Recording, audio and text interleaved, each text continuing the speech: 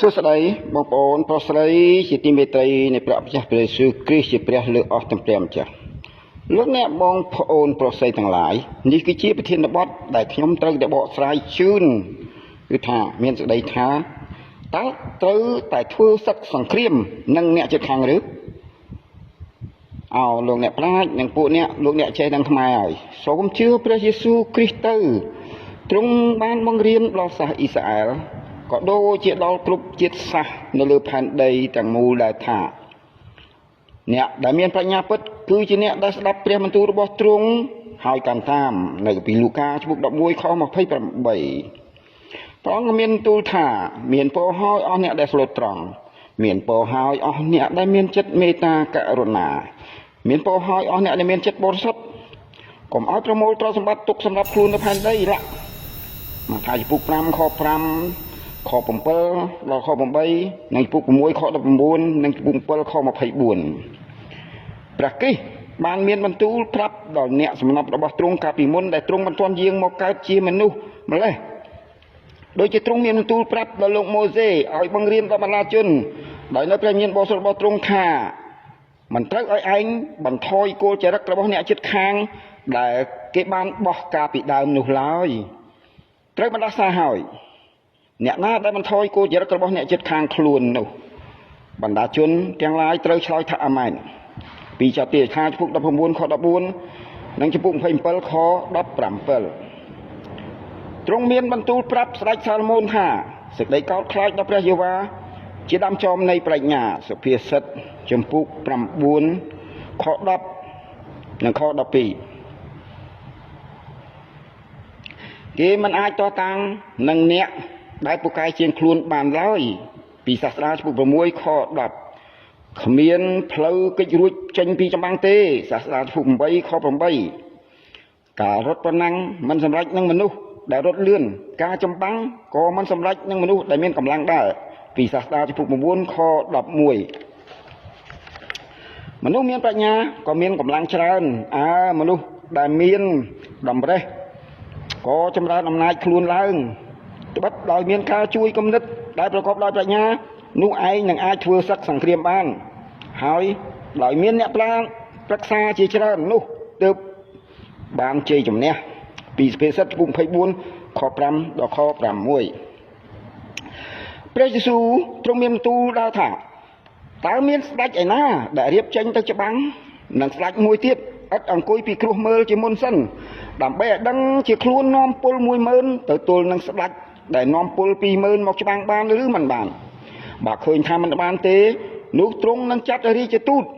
ឲ្យទៅស៊ើបសួរពីកិច្ចដែលចងស្ពានមេត្រីនឹងគ្នាជាយ៉ាងណាក្នុងកាលដែលស្ដេចនោះនៅឆ្ងាយនៅឡើយពីលូកាជំពូក14ខ31ដល់35នេះគឺជាព្រះបន្ទូលប្រាប់ឲ្យអ្នកដឹកនាំគ្រប់គ្រងប្រទេសនីមួយៗដែលត្រូវបរទេសឈ្លានពានប៉ុន្តែចំពោះប្រទេសណាឬនគរណាដែលជឿដល់ព្រះយេស៊ូវគ្រីស្ទមិនត្រូវតតាំងនៅអំពើអាក្រក់ទេដូចជាទ្រង់មានបន្ទូលហើយថាកុំឲ្យសងសឹកឡើយចូលថយចេញពីសេចក្តីកំហឹងទៅការសងសឹកនោះស្រេចនឹងអញនឹងសងដល់គេពីរ៉ូមជំពូក12ខ19បើសិនជាអ្នកដឹកនាំគ្រប់គ្រងប្រទេសណាបានជឿដល់ព្រះយេស៊ូវគ្រីស្ទពិតមែននោះមានពរពិតប្រាកដដោយមានសេចក្តីចែងថាមានពរហើយនគរណាដែលយកព្រះយេហូវ៉ាទុកជាព្រះរបស់ខ្លួនគម្ពីរទំនុកបង្កើងជំពូក33ខ12សាសអ៊ីស្រាអែលគឺជាសាសដែលទ្រង់បានជ្រើសរើសហើយដែលគេបានជឿនិងទុកចិត្តដល់ទ្រង់ពួកគេបានជ័យជំនះលើខ្មាំងសត្រូវដោយមិនបាច់ប្រើកម្លាំងចូលច្បាំងតទល់ផងនៅពេលដែលទ្រង់ប្រាប់ថាមិនបាច់ឲ្យគេចូលច្បាំងនោះសូមមើលគម្ពី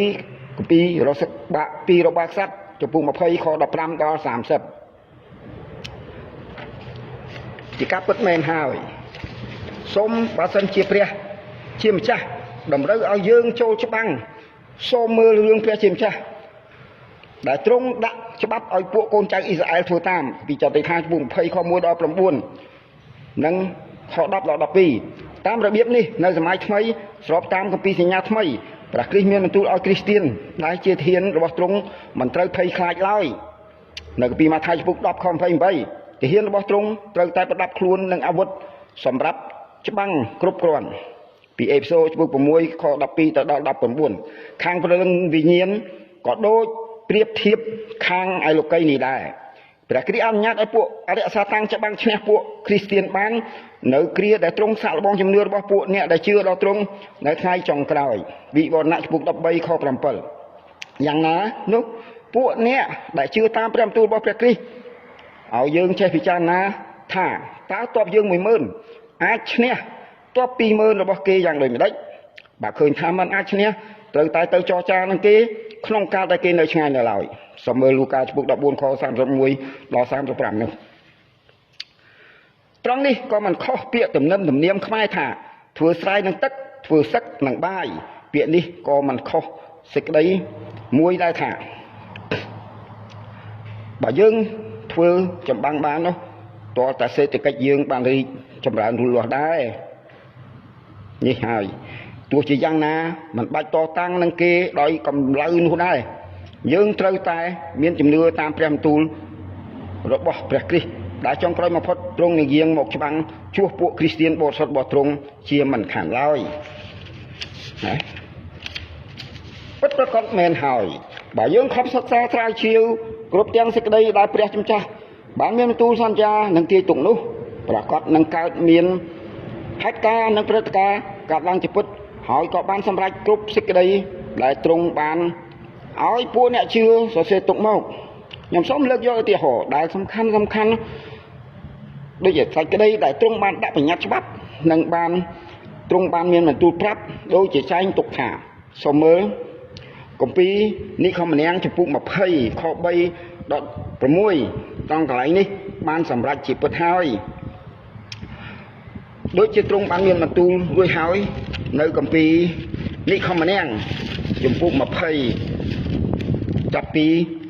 ខ1ទៅនោះព្រះយេហូវ៉ាទ្រង់មានបន្ទូលនៅពាក្យទាំងនេះថាអញគឺយេហូវ៉ាជាព្រះនៃឯងដែលបាននាំឯងចេញមកកុំឲ្យមានព្រះឯណាទៀតនៅចំពោះអញឲ្យសោះក៏កុំឲ្យឆ្លាក់រូបណាសម្រាប់ឯងឲ្យសោះក៏កុំឲ្យធ្វើរូបណាឲ្យដូចជាអ្វីនៅឋានសួគ៌ខាងលើឬផែនដីខាងក្រោម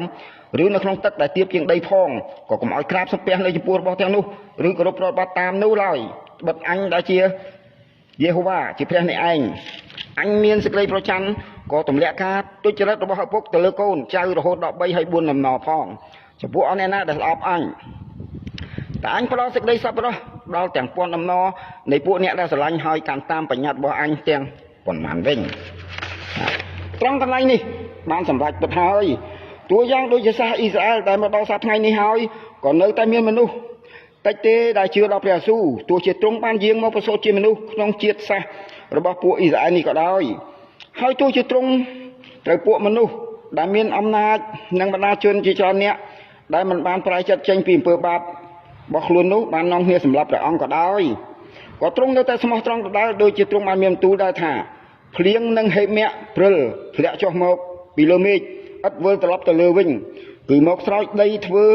ឲ្យកើតចេញជាពន្លកឡើងហើយក៏ឲ្យពូជពង្រោះដល់អ្នកដែលព្រោះនិងអាហារដល់អ្នកដែលបរិភោគជាយ៉ាងណានោះពីអញដែលចេញពីមាត់អញទៅក៏មិនដែលវិលមកឲ្យអញវិញដោយឥតកើតផលយ៉ាងដូច្នោះដែរអេសាយចំពុក55ខ10ដល់11ហេតុផលនេះហើយទោះជាសាសអ៊ីស្រាអែលមិនបានជឿដល់ទ្រង់ទាំងអស់គ្នាក៏ដោយក៏ទ្រង់មិនក្បត់ពាក្យសន្យារបស់ទ្រង់ដែរគឺថាដោយសារតែដូនតារបស់ពួកអ៊ីស្រាអែលកាលពីដើមបានស្រឡាញ់ហើយកាន់តាមបញ្ញត្តិរបស់ទ្រង់នោះហើយបានជាទោះជាគេមិនបានជឿដល់ព្រះយេស៊ូវក៏ដោយក៏គេនៅតែជាសាសដែលមានប្រាជ្ញា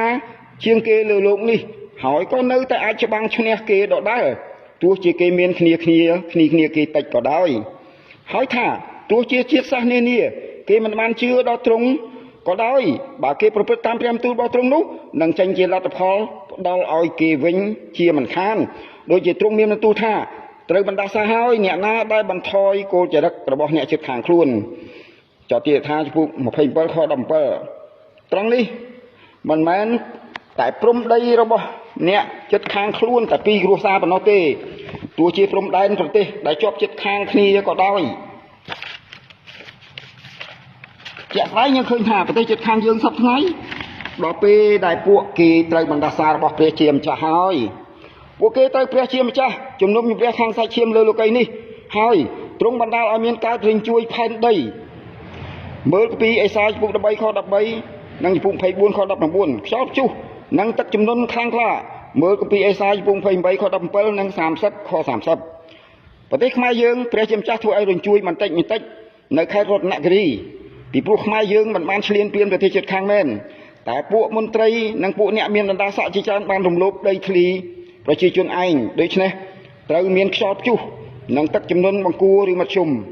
រីឯប្រទេសដែលជាប់ជិតខាងយើងត្រូវរញ្ជួយផែនដីច្រើនលើកច្រើនសារនិងខ្យល់ព្យុះសង្គ្រាទឹកជំនន់បង្គួរឬខ្លាំងក្លា